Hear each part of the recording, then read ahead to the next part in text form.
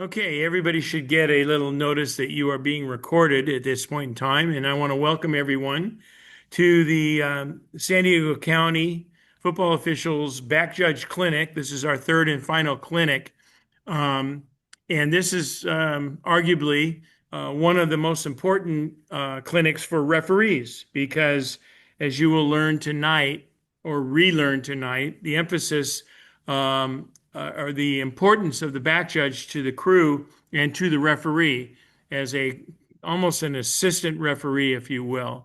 Um, I was lucky enough a long time ago to be a referee in this association. In my last year as a referee, my back judge was Mike Mothershed.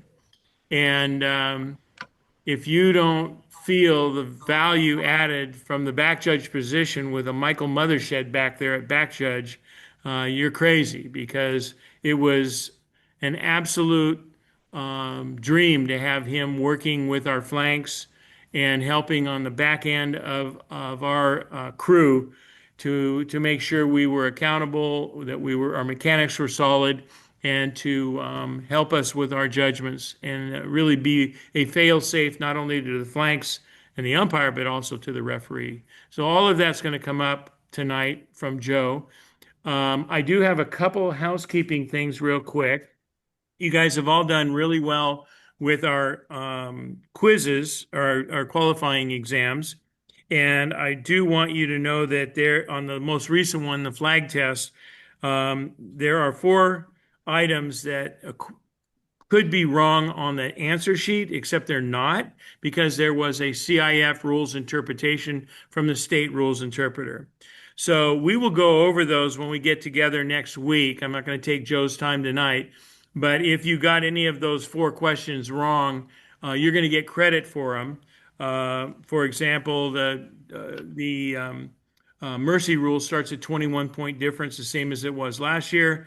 Unfortunately, the CIF rules interpretation that came out from the state originally said 28. I thought that was a change. I confirmed it this week with the rules interpreter from Orange County, Marianne Menlove, and she said it was her mistake. Shouldn't have been changed. It was the same as last year, 21 points.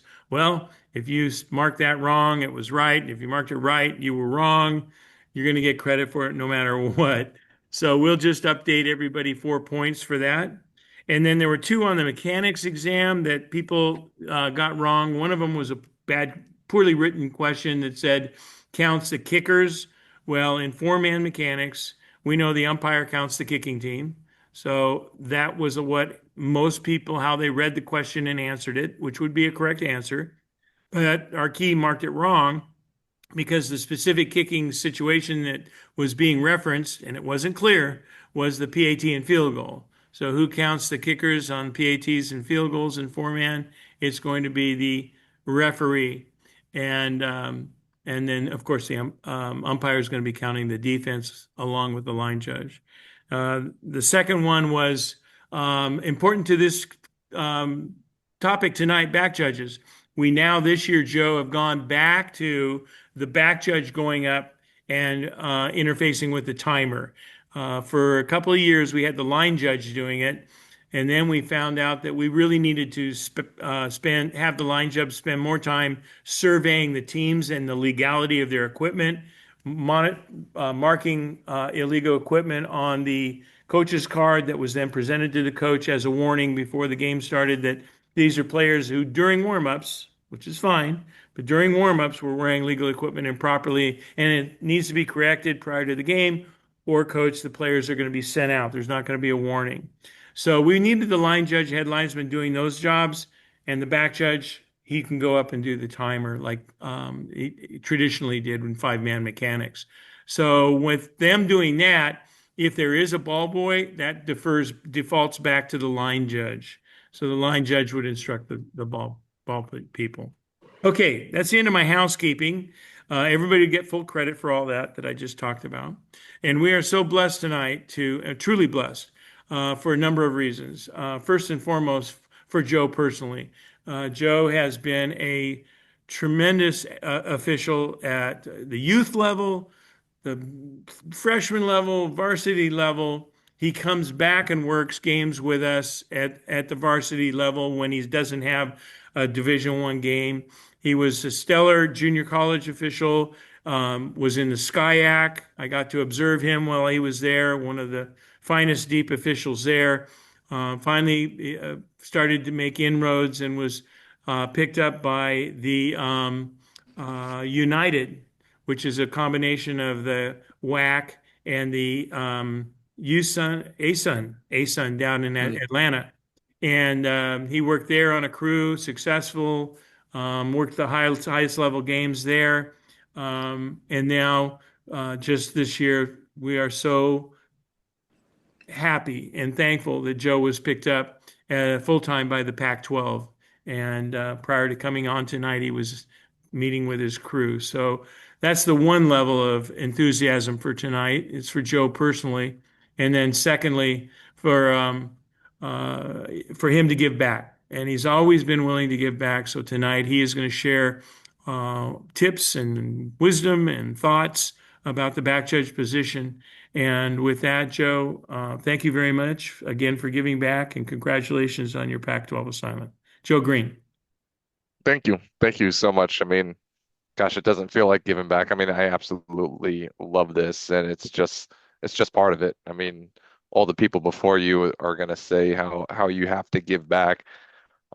There's no effort in that when you love what you're doing. Like it's just such an honor to come and do this and just have an opportunity to take all the notes that I've had over the last, decade and put them into a nice presentation. I'm happy to do that. And you forgot, Coob, you forgot the SWAC. I spent 5 years in the SWAC, and then Oh yeah. Strimley brought me over to the WAC, which was Yep. informally rebranded and then now formally rebranded, and they are officially the United Athletic Conference with everybody. And the second you feel like you understand that the landscape of college football, it's going to change on you. So you have to really just be flexible. And that's a good segue into what we're doing today. So I got to peruse through some of the names that are on here, which is really awesome. It's good seeing guys like John Downing, Kevin Haas, all the way down to Tony Nelson. I mean, who I've worked with 10 years and know. Shout out to Major and a bunch of the other guys. I can go on and on. It's great interacting with everybody over the time. So hopefully my success is definitely your success, and the grind has only started. So getting into the back judge clinic for tonight, and I named it, enhancing your game, and that can be from a very tenured experienced back judge to somebody just coming into it. So there's a little bit for everybody. Enhance your game. The clinic tonight's designed to deepen your understanding of the back judge position. You're going to see me actually looking left and right. So I have two screens up. I have the presentation on the left, and I have all my notes on the right. So um, this is this is designed to deepen your understanding of the back judge position.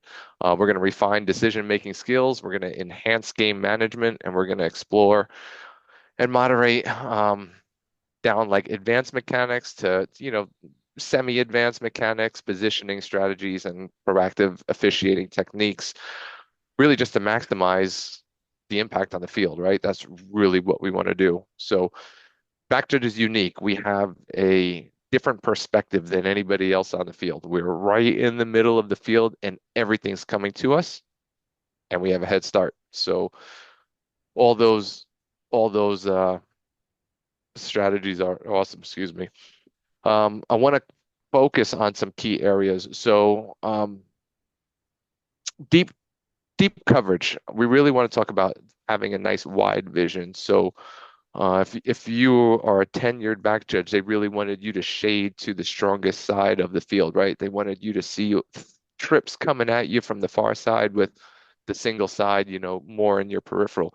Now, we really just want to be in the center of the field looking at all the action.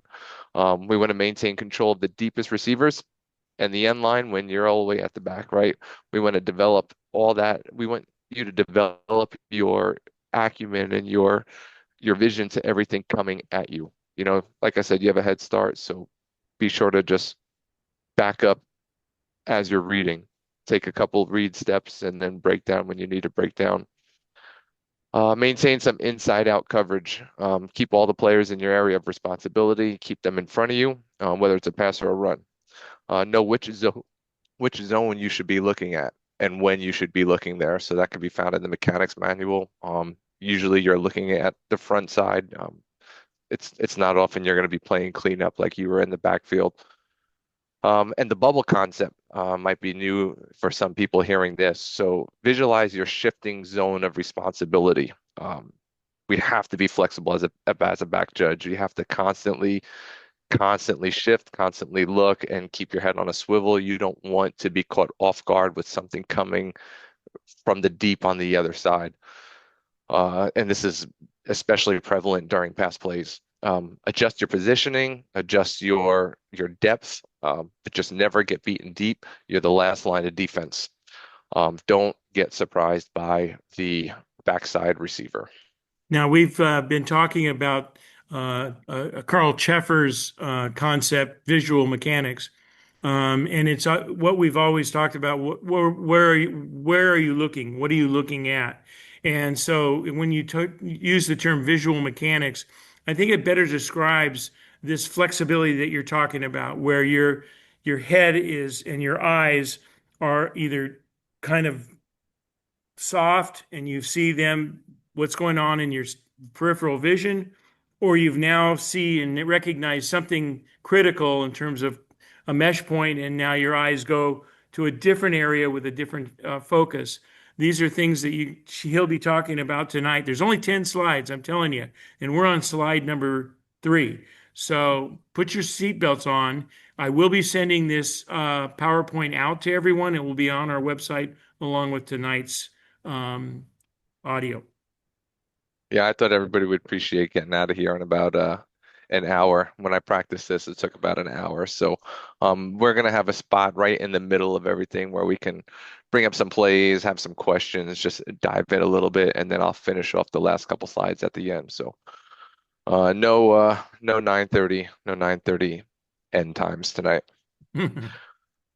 Um, Going into number 2, so sharpening judgment and decision making. So right off the bat, the first thing that should come to your mind is pass interference, right? That is huge for back judges, probably one of our primary our penalties that we're adjudicating on. So apply a clear so we want to be consistent across the board, and we're going to get that by applying a clear standard. Did I have you switch sides? Good, you're good to go. Apply a clear standard. Did the contact happen before arrival? Was the ball catchable? And I put catchable in quotation marks because these kids are athletes. I mean, now more so than ever. I mean, great athletes make great plays. Error on the side of the ball is catchable when in question. Did the contact directly affect the receiver's opportunity? So we're going to talk about some advantage, disadvantage there. So is it bang bang? Is it, we're trying to get away from the bang bang terminology a little bit, but is there truly a material effect? Did they put the receiver at a disadvantage? And can you apply this into a category? So basically, it might look ugly. I mean, we called it a bun back in the day, big, ugly, nothing. It could just be that. If you can't apply it to a category, one of your categories of DPI, then it's probably nothing. Joe, we had a good calibration play last week in which the DB had a position, the ball was underthrown, and the DB was set up like center fielder making a catch, and then the receiver with both of them looking for the ball, then the receiver runs into him, and the receiver's trying to make the catch as well. So we have a really big ugly nothing because you couldn't tell whether it was OPI or DPI, and there was 50-50 in terms, and sure enough, it was neither. And really, the best thing to do was just go incomplete and play on by virtue of the pass and the way the two players were playing it.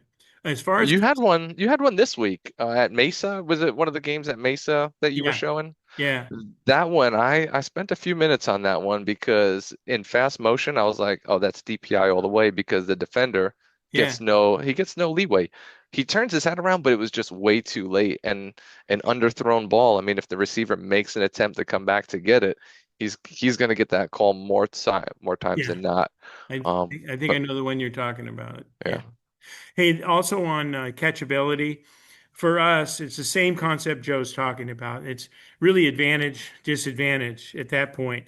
So if the ball is landing out on the track or deep into the team bench area, there's no advantage or disadvantage gained. So that's uncatchable. It's not a rule in our rule book, but we would deem, Coach, the ball landed on the track, and we don't have anything, or a ball that's clearly overthrown, and then we have contact, and we could choose that, but it would be a gross, exaggerated overthrow, out of bounds, that kind of thing. Like you said, the athletes nowadays can make those plays. yeah. Yeah, so definitely be cautious on using the word catchable. So, specifically it's catchable. We don't want to hang our hats on that word because it's not in our book. Yeah, I would say, Coach, fishing standards, there's no disadvantage gained, no disadvantage there. No. All right. Moving on to holding on the wide receivers. So this is one that could be tough if you're just starting off as a back judge and you're gonna watch your key, and not many teams, I mean, are running press coverage, right? And that's the time where you see this most. They'll come up, they'll go to jam, and they may hold them a little bit, or they'll try to just get in there hip to hip, and now we're worried about, is there enough material restriction to affect the receiver and to put him at a disadvantage? So we hang our hats on the two-step process, right? And Coover, definitely, if this isn't as prevalent in high school, but basically we're going to identify the hold. We know there's a hold, the receiver can't get off the line, or he can't make his cut into his slant, material restriction, and you're looking back at the quarterback, that ball's in his hand, boom, we have a foul. If we Yeah, look back and the quarterback's already handed the ball off to a running back, or he's rolling to the opposite side of the field and there's no material effect on this play, we can bank that one and pass on it. and we've talked about that in meetings before this, exactly like that. Beautiful. Good. Two-step process on our defensive holds. Safety related fouls. So this one, there really is there's no question on this. You have to have the safety related fouls. From your deep view, identifying, and again, this is another one, italicized, asterisk, quotations, targeting, because in college, like, we have targeting. So we have Um, defenseless receivers. So excessive contact to a defenseless receiver, and we have very specific protocol. But that they have to, a legal contact would be if you got there early, made a play on the ball, and there was incidental contact, or you led with your hands, or you did a wrap up tackle. So all of those would be legal ways to contact that defenseless receiver. Anything other than that is going to be a foul if it's forceful. And now it might be targeting, but that's inconsequential in high school because targeting is not an ejection. So we don't have a review process. And very seldom do we really report targeting because we already have a flag down for the illegal contact. spearing is still Yep. spearing is still another, that's a different rule, but Hmm. that's basically the same thing. But for targeting, it's just a 15-yard foul, and we're going to prioritize safety on these. We're not going to, when in question, it's a safety foul. Hmm. A big one for back judges: end zone responsibility. Own calls on touchdowns, touchbacks, and safeties on the other side. With conviction, we want to have conviction, and then if it's down, if it's close, and we're the only ones there at the time, we're going to own that call. If it's a tighter play on the sideline, or if your receiver is coming up the sideline, then maybe cuts in at around the 10 or the 5, take that extra second to look at your flank when that's warranted. And flanks, make sure that you make eye contact with back judges. That's one of the things that I had to set for a weekly goal because I wasn't checking with my back judge. I was making too quick. I was too quick with my decision making. All I had to do is just make eye contact, get the confirmation, and go. These are things that really were right between us, and I was going too quickly. Hey, on blindside blocks, real quick. We have our umpire pivot. I know you probably do also in college. And so when there are like a change of possession or even on punt returns, there are times when your eyes are trying to get in front, but you have other officials whose eyes also are on those, including the umpire, right? Hmm. Yeah. Yeah. Yeah. Well said. So when the receiver crosses the plane and he's an upright receiver, he's running in. It's a touchdown now, and it's a touchdown in 3 seconds. So be deliberate when you go up. Wait the extra seconds. Definitely, if the line judge or the H are delaying a little bit, wait a couple seconds and then go up. But just a quick eye contact. It could be a head nod. It could be a thumbs up as they're running. If they're a little bit behind the play, these kids are so fast nowadays. Just a thumbs up, just any kind of nonverbal acknowledgement, and you guys can discuss that in your pregame. All right, number three, proactive officiating and game management. This one is just as important as the other one. So dead ball awareness, right? We're way downfield. We have the big wide vision. We have the flexibility to really, dead ball officiate, make sure the players break up. We have to keep an eye on our clock, and we have to make sure, all those players clear it before we even get to the clock. Let's just dead ball awareness. We're going to monitor until the pile clears and everybody's walking back to their place. Um, Probably 75% of the plays run in high school are run plays. Is that an accurate data point? Mm, maybe a little less. 60-40 for sure. Okay. Maybe higher than 60. Yeah. Okay. So, I mean, those are plays where we're watching, they're running, the pile smashes and players are coming in. We really have to take the second, get in, show presence, let them all clear, dead ball officiate, and then you can start your pre-snap routine for the next one. Late hits and unsportsmanlike, it's huge. I mean, we can often be crew savers on these. Newer line officials, they're really focused on their spots. Seasoned line officials, are doing multiple things at the same time. But as a leader of the crew in the back judge, that's your expectation. You're the second in command, the backup referee. You really have to make sure that you're doing all this. You're dead ball officiating. You're doing multiple things at the same time. Well, we had one last year where it was a real toe tapper in the corner of the end zone, just beyond the goal line. So I've got toe down, control through, look at my back judge. I think I did that time. Looked at my back judge. We're good. And I was too eager to signal touchdown, which I did. And I was looking good on PPR. But behind me, the kid was spinning the ball. And in high school, if you do a major spin of the ball, it's a foul. But my back judge was still looking and nailed it, saved my butt. Good, good, good. Yep, that's a great example. Thank you, Ben Um, Sheen. Preventative officiating. Use positioning, presence, and voice to prevent fouls before they occur. I mean, this is so huge nowadays. We don't want to be that authoritarian figure. We don't want to say, "Hey, the rule book says this, and it's black and white, and bam, there's a foul." Preventative officiating goes such a long way. Talk to them. They're human. They're working hard. Those coaches are doing their job. So we have the ability to get sideline to sideline. Actually, it's our expectation to work sideline to sideline, and that includes not just being present, but communicating with the coaches. So preventive officiating, not just with the coaches, with the players, let them know, hey, that was a little close, clean this up a little bit. That hit was borderline late, you could also relay that to the coach, or you relay it to a close flank and they can relay it to the coach. And then not just in negative instances, positive. So often, probably more so than negative, I would praise receivers for making a good catch or a good defensive move on a DB, and somebody looked like they held up from cleaning up the receiver or the offensive player and they didn't, I would give them praise every single time, because that's where we want to see this sport going.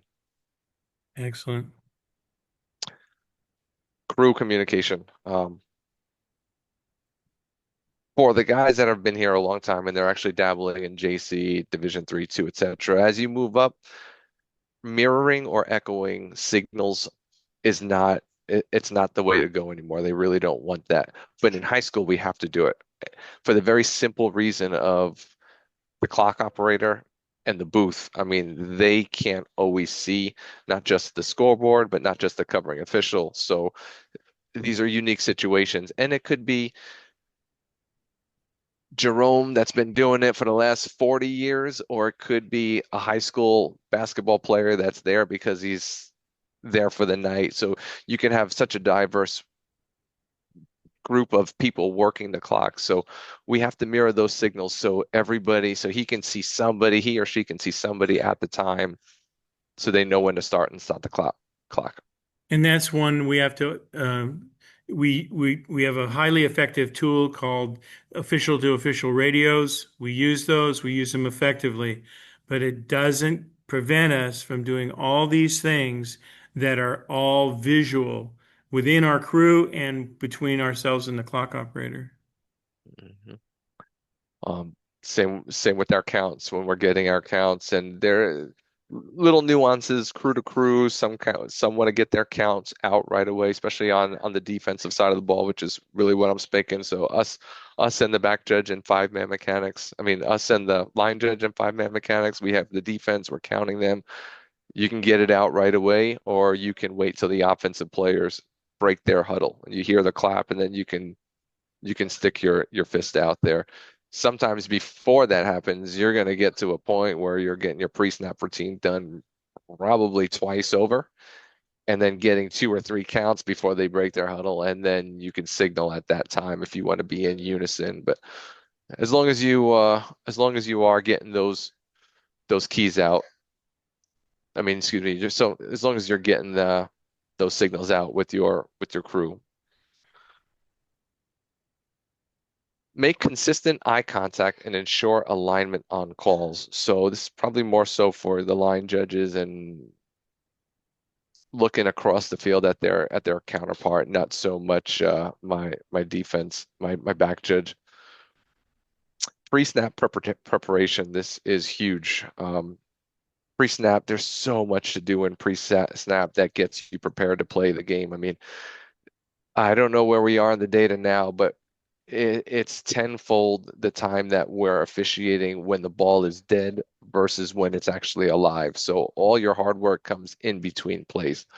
Identify your keys, count your defenders, track your motion. Track motion, you don't think about this too often, but your initial responsibility, your key is starting on the right side, and he might go all the way to the left side, or he might go into the backfield, or he might go back and then come forward. So we want to make sure that we have our eye on them and know where they end up, because you might not have to keep them. You might be passing them off to another official.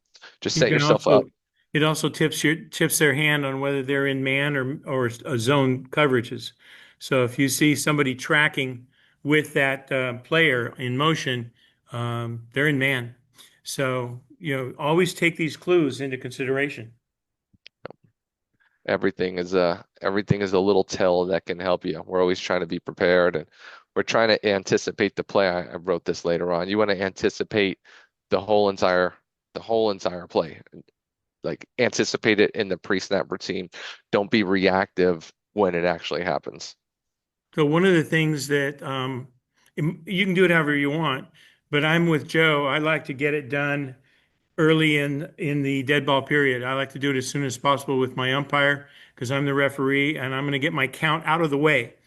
I can then monitor substitutions after that. But Ken Flaherty taught me, who was an old WAC official again, and Ken Flaherty asked me, "How many times do you count the offense?" I said one. He goes, "Why don't you count twice?"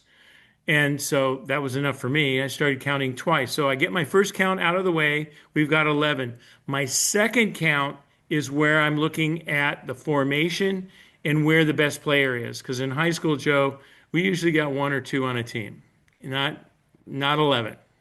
Mm. So we call them sharks and guppies. We want to know where the sharks are. And so that if you know the down and distance and the tendency, and then you know where the shark is, you got a pretty good idea where they might be going. And so how do you have enough time to do that? One, the offense isn't in a completely turbo, fast-paced offense. It gives you enough time for that pre-snap. But you also count that second time, and that gives you a second idea of the formation. What do you do with turbo, Joe, when they're just going race car fast? We're not gonna shave off anything. We're gonna be a little more efficient in our pre-snap routine, but we're not gonna shave anything off, right? So you're gonna have your 11 count. You might have your defensive sideline in a little more of a peripheral focus because you'll know if the offense is going right on the ball and there's any kind of substitution, which it's not gonna be too often. You want to be on that and you Okay. want to be in your position. So if it's second and short and they run and they get right to the line to gain and it's third and inches and they're lining up on the ball. So maybe you close in after your last play a little less than you would normally close if you're reading the fact that they're getting up and running right to the ball and then get back, anticipate and be in your position. Now, as a referee, when we're like at the end of the half or the end of the game, and I recognize that the back judge and all of our officials are being challenged by this tempo, then I'm going to kind of pull the reins a little bit. I'm going to try and slow it down just a little bit so that everybody's ready to officiate and buy just a second or two more for that pre-snap routine for everyone. And then you have pre-snap routines that are a little modified for each of the, like a free kick, scrimmage kick, potential onside kick. You have a different pre-snap for all those scenarios. Yeah. If it's end of half, if we're facing the clock, we really want to be aware of those last couple seconds. And we also want in our peripheral because we need to know if they're going to call that timeout. You can get a feel when the coach is about to call a timeout. So keep him in your peripheral.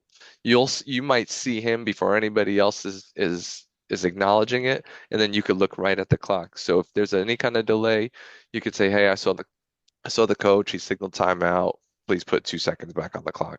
And we can do this now quite easily. All of our crews have wireless microphones for the high schools. And assuming that we're successful in setting it up, it's real easy to just open your mic. It can even be non-postured and can be, timer, please reset the clock to whatever. And we're done.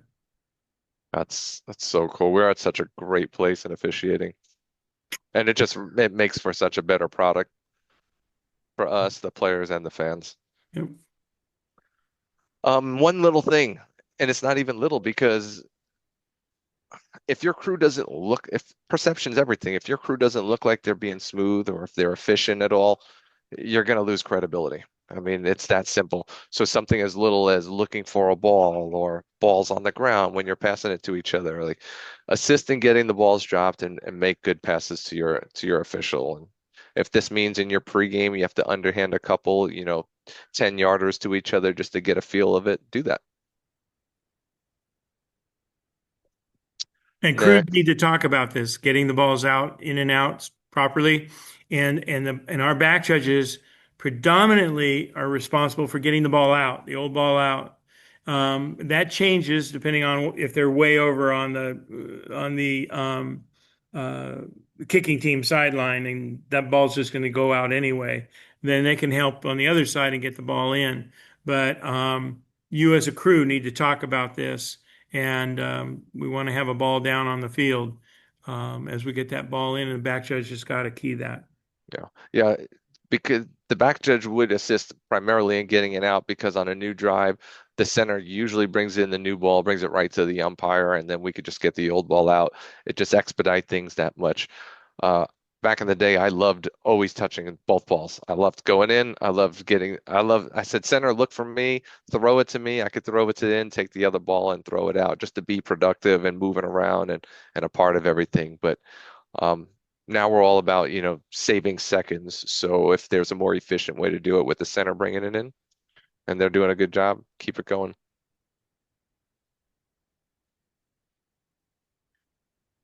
Next. Let's see. This is from Jerry Burgos. Joe taught me the pregame toss to each other in a couple of games we worked.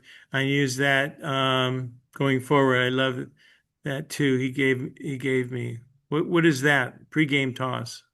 So basically just find a ball that's lying on the ground or it's not being used, grab another official and throw a few back and forth underhand. Start at 5 yards, go to 10, go to 15. Don't let the first ball that you throw be during the game. Yeah. That's awesome. Next slide. Yeah. No, I don't see it. There we go. Awesome time for a quick questions interlude. Questions, any scenarios that you guys want to discuss, mechanic questions? If you want to unmute, you can ask your questions. I did get everything from the chat. So that's what we were talking about there.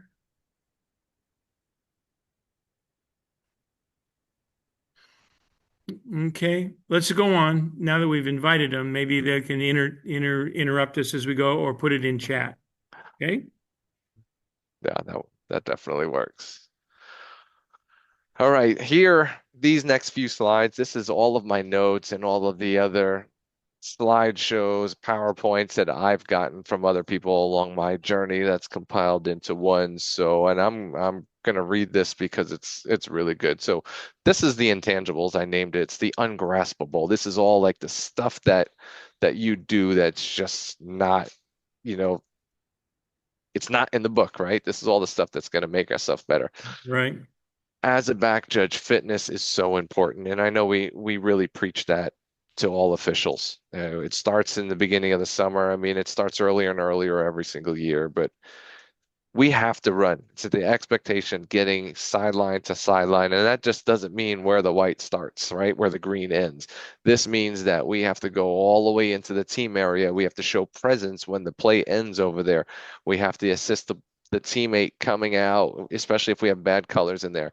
We escort them out. We have to know where that ball is. We might be throwing the ball to the umpire. We're getting our clocks in. We're starting our count as we're getting to our position where we're going to be. And that just that takes fitness. I mean, you have to be in a little bit of a decent cardiovascular shape. So if the thought of just being healthy in general or, wanting to be a good father, grandfather, great grandfather and be around for your family for years and decades to come, that should all make you want to just be in some decent fitness. Right into sideline to sideline coverage, right? Play ends, get there, show presence, dead ball officiate, escort a players out, and assist with the ball needed.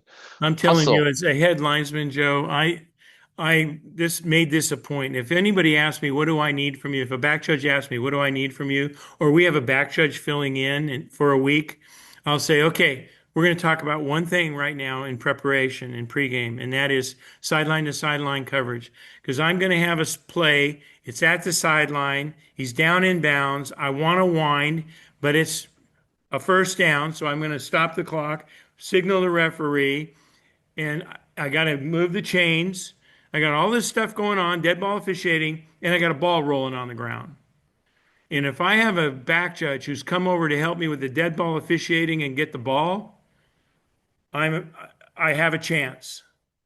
But if I don't have a back judge over there helping me, I don't have a chance. We're going to have to be holding up the next snap a little bit. And so this really is a crew mechanic right here, this sideline to sideline, getting in there and showing a presence. My dad, way long time ago, said, if you have a flank, and he was talking about the referee back then because we didn't have back judges. If you have a referee coming into your side zone as a flank official, feed him the ball. Because if you throw the ball to him and help him get it to the umpire, he'll keep coming. You don't throw it to him and you chuck it into the umpire, he's going to stop coming. So I always feed my back judge the ball. Every time the back judge comes over to help me, I'm going to rotate that ball through the back judge back to the umpire.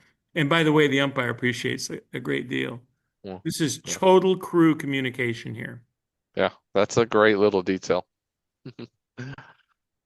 Never walking on the field. So I challenge you to just look at all your game film and see if there's one play in a whole season where you're like, wow, that doesn't look too good. Uh, try not to do that. And you don't have to hurry every single play, right? Hustle very effectively by just having a little pace to yourself and looking athletic, right? Doesn't matter what your build is. If you're out there looking athletic, have a little pep to your step on the hop, that goes a long way. I mean, these athletes, they live and breathe football. They're practicing and working out many times a week. So our credibility with us, starts with how we look on the field. And I'll always try to make visual contact with my back judge, Joe. And if he's hustling back out, and I'm not talking about sprinting, but he's jogging back out and looking good. If he keeps going, I'm going to hold up the ready for play. I may hold up the snap with the umpire because I don't want to shorten his pre-snap routine. If he's still going back into position, we can't start. He's not ready. And it's not his fault. It's the referee's fault. So I wait for him, and sometimes, many times, I would say, the referee at some point on that little journey is going to turn around and face me. And when he does that, he's telling me, I'm ready to take you ready for play, and I can get my count and pre-snap done. I'm ready. So you don't have to be exactly where you want to be. You can be on your way, but when you're ready can would you face me, and then I'll go ahead and acknowledge and go ready for play. So work together as a team, back judge and referee. And you'll get that rapport. Yeah. There might be a time where the back judge is doing one or two extra things, Yep. dead ball officiating or a quick bit of communication, but your referee trusts you and knows that you're going to be where you're going to be when you need to be there. He won't hold up the snap for that, but you're going to have to work to that level. Yep. That's earned. Support your crewmates. Kuv, you said this earlier. I mean, a simple question, what can I do for you? Like, what can I do to help you to help us? It's just that goes a long way. I mean, it's something you might not even think of. And it could be not on the field. For example, on our crew, if I have to talk to people if they're late or any of that timing stuff, we're late getting out of the locker room and we're waiting, that pisses me off and I get in a bad mood. And I learned this with Mothershed. I went to Mothershed and I said, you know what, Mike? It puts me in a bad mood to be responsible for this. Would you do it for me? And so now, this year, I have a great back judge, and I've told him already he's the time management guy. If he says we got 2 minutes to leave, then our pregame's over in 2 minutes. If somebody walks in late, I'm going to look at my back judge and say, handle this. And then the back judge is going to handle it for the crew. If I have any questions, I'm going to go to the back judge and I'm going to say, are we okay? And he's going to say, we're good. That's all I need to know. And so that's a whole area of responsibility off the shoulders of the crew chief onto the back of a back judge who should be able to handle that easily. And there's a million examples of things that are potentially in the wheelhouse of a good solid back judge that can help a crew. Yeah. Yeah, especially off the field. I mean, if there's a task that you give out tasks at the beginning of the season, and if it's just as simple as, hey, it's really tough for me to get to the store to get Gatorades for the crew. It's like, hey, I could do that for you. I have the last 4 hours free of my day. I'll get that done for you. Printing out game cards, just little things, just be a good crewmate, and it goes a long way. One I threw in here a little late because it's kind of out of place. Never let an official talk to the coach alone, whether well, especially your referee. Your referee should never talk to a coach alone. But if your coach is really getting into one of your sideline officials, go over there, talk to them. If it's, between possessions and you have a quick second, assist.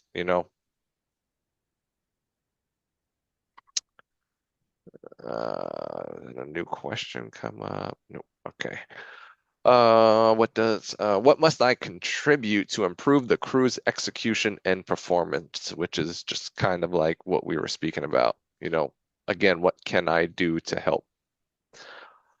Plan for the unexpected. I mentioned this earlier. Don't anticipate the call, anticipate the play. This all starts in your pre-snap routine, and it could even start earlier than that when you're watching game film during the week.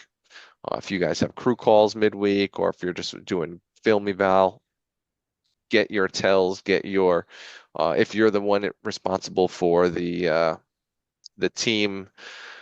um, the team review, like if you're doing who the stars are, what their stats are, who the play is going to, their 75% run team because their running back is a Heisman watch. You, Yeah. you know Yeah. what I mean, right? So Yep. so this all this preparation starts. Preparation is key. Be mindful of the optics of a situation. And oh man, if you're just having a conversation, if you're having a bad day and maybe you're a little standoffish or you don't even think that you're doing anything wrong, like always have the mindset of optics. Optics are huge. I mean, perception's everything. I'm going to interrupt right here and I don't want to go all the way back up there, but when we talked about improving the crew's execution, when it comes to the back judge, I mean, his role or her role is critical to penalty enforcement and that process. And you would think, oh, it's just the umpire and the line judge and then the referee and then they're marching it off. No, as a referee, I want my back judge engaged, physically engaged in that you're covering a flag or you're covering the ball or what of, but you're also available to save the crew on a penalty enforcement that is not going accurately, and you're there to step up and correct it. So improving the crew's execution in the area of penalty enforcement is a great opportunity in many games and on many crews. There's a slide for that. Penalty enforcement deserved its own slide because Oh, okay. My bad. we have the flexibility to do all the little nuances that need to be done. So we'll touch on that shortly.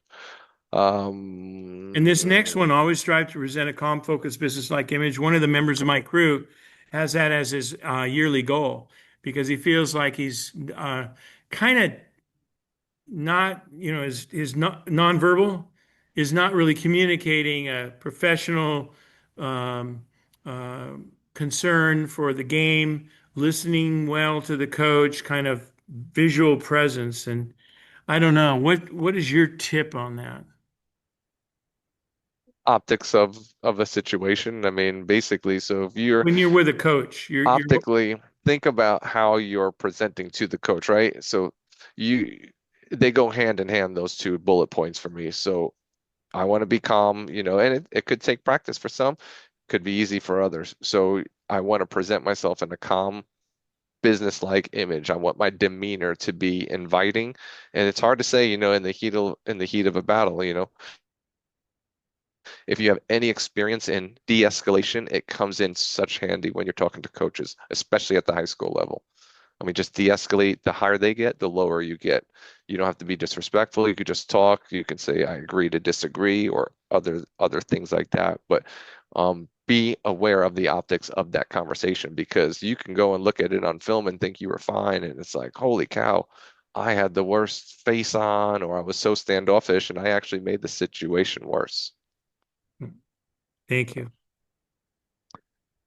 So work every scrimmage, every play, and every game the same, as it's the most important play and game in your career. I mean, I copied this word from another PowerPoint. It says you never know who's watching, and outside of you never know who's watching, because you'll hear so many stories of so and so found me because they were watching me in some random game, right? Forget about that because that's a little more about me, right? Think of the kids. The kids, they bust their tails for this game. This could be the one game that their parents and grandparents are watching them. It could be the one game that they're actually going to get onto the field and play. Could be the only play that they get to play the whole game. So work every play like it's the last play for the game. It's the most important game. It's a Super Bowl play, right? The kids deserve it. And that prepares you for that final play of the game. That's 3 seconds on the clock, final game. It's win or lose, going for two to win the game. How do you prepare for that? I asked Mike Carey, who's had a number of those at the highest level, the NFL, Super Bowl, and he said that's because you start exactly as it says here, with every play being the same. That first play is just as important as that last play. And by the time you get to the last play, your focus is so sharp and you're so consistent. Bring it on. It's just another play. But I will say that it's hard to maintain your focus that long. George Schutte taught me that. And he said, it's a long time to stay focused. But we have to. So, do you have any tricks for resetting or triggers or things that you find yourself drifting sometimes and you have to snap out of it? Oh, in the beginning for sure. It took constant effort for somebody. I used I have like a slight version of ADHD, right? I was never diagnosed with anything on the spectrum, but when I read the textbook of what it's supposed to be, I'm like, oh, that's me, that's me, that's me, that's me. So I use that to my advantage, just I used attention deficit to really focus on every single play, and it turned out to work. And it wasn't like that in the beginning. The very first few years, like there would never be a whole game where from first snap to end snap, I was dialed in. And then I remember like, holy cow, I just had a complete game where I didn't say perfect game, a complete game where I was focused from start to finish every single play. And then you start putting those together, starts with halves and games and seasons, and you move up to the next level and it starts all over again. I remember I got into JC and I was working at Long Beach, this huge stadium. It was like the first time I worked in a big stadium. There was a whole bunch of people there, a little JC college game. And I remember leaving that game like, holy cow, I was dialed in from the start to the end. This is my second year in JC, right? Yeah. So it takes discipline, it takes constant working on your craft. So if you don't get it right away, don't beat yourself up. You may get it a lot faster than I did. But And find your thing. Like sometimes I would play with things. Like I'd play with my whistle. mhm. I'd play with my down indicator, especially when I started getting in charge of the clocks. That really helped me because that would like have me something that I needed to focus on and take pride of having my watch match the game clock every single time.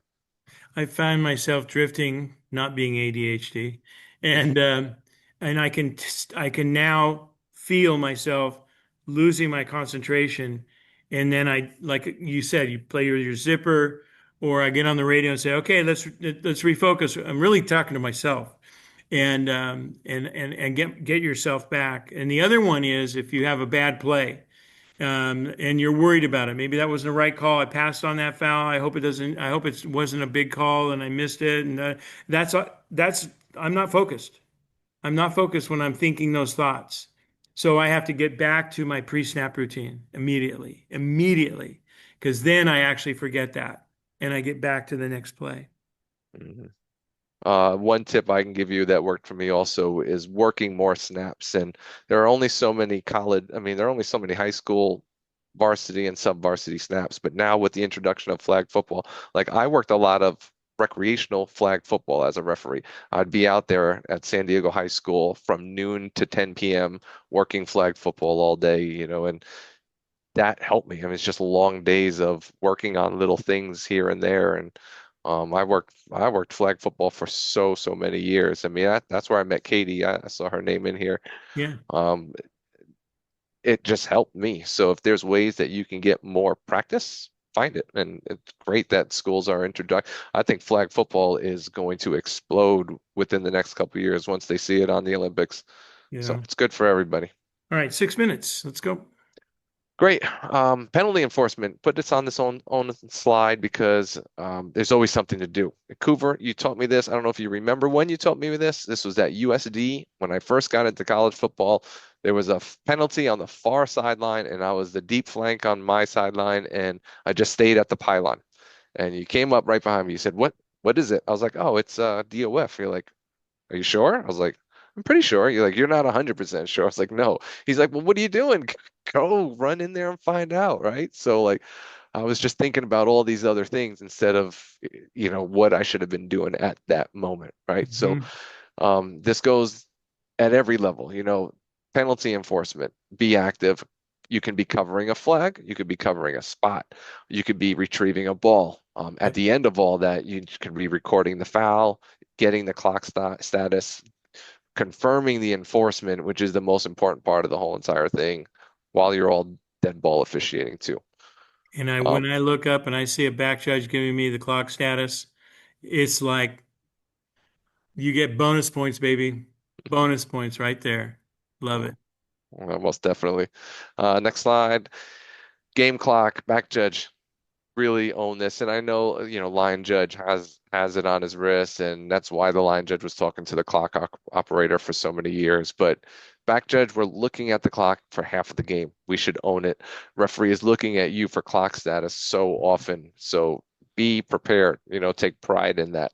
These are one of the things for a back judge to take pride in, like one of the little nuances of what we do. Use your down indicator versus the palm of your hand, right? So some back judges use a down indicator on their right hand for the down and a down indicator on the left hand for the clock status. It's either on your finger when it's hot, it's off the finger when it's not. Um, we mentioned the end of half situations earlier, even more so. Watch your coaches, keep them in your and make sure you see that, and then look at the clock always. Play clock, you know, now we have 40-25 for the last, I don't know, Yep. 5 years or so. So we want to make sure that, mechanically we're good, when the play clock started, what it's supposed to be. Um, remember that, and correct me if I'm wrong, this is another two-step process. So when that buzzer goes off on your hip, because everybody should have We do. the ref thing now. So when that buzzer goes off on your hip, look at that ball for 1 second, and if it's not being snapped, then you're going to have a foul. But Yep. there should be a demarcation between the buzzer going off and the ball, because if it's at the same exact time, we want to let that go, and we want to let that go always. And that's same for a timeout. If the coach sees your hand and he's counting with you and the quarterback's not snapping and the buzzer goes off and then he calls a timeout, we're going to give the coach the benefit of the doubt and let him use the timeout. Correct. And then So referee and back judge be aware of situations where we need a very, very tight clock where you're not going to give that extra second. Excuse me. one more slide, or is that it? Closing thoughts. Great.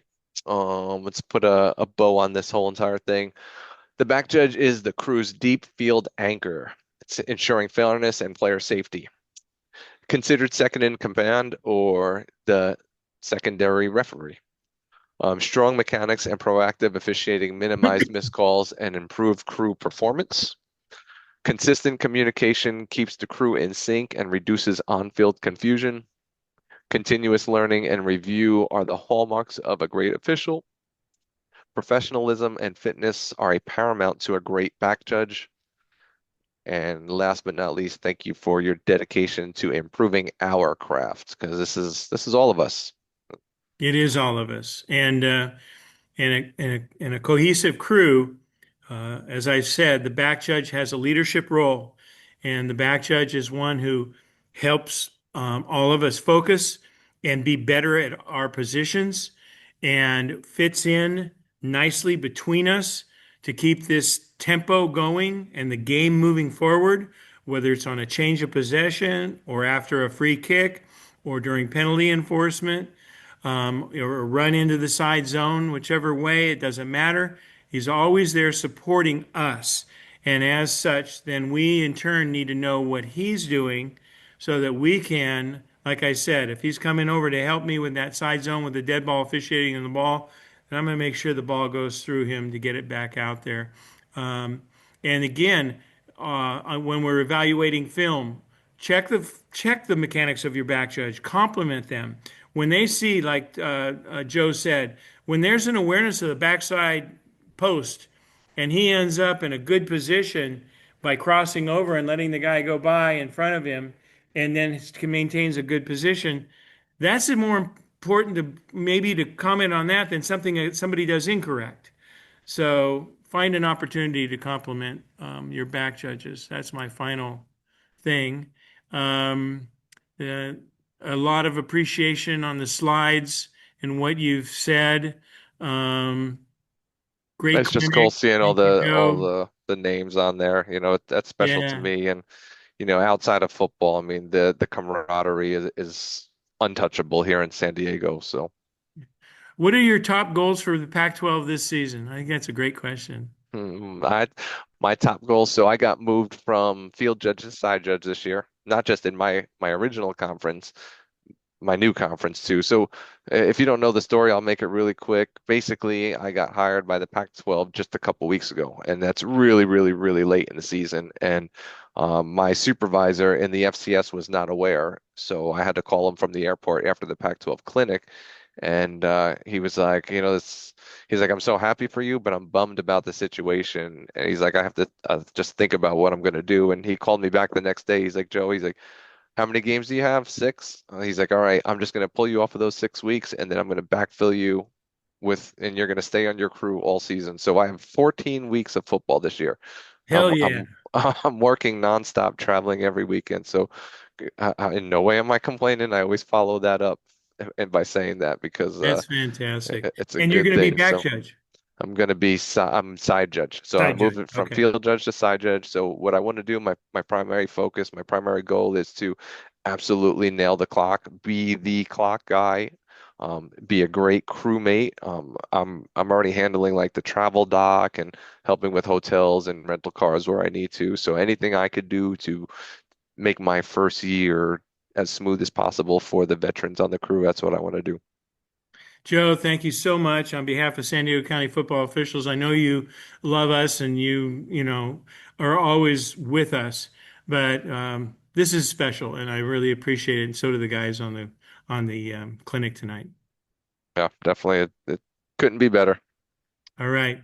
Thank you, everyone. I appreciate you joining us, and I will turn off the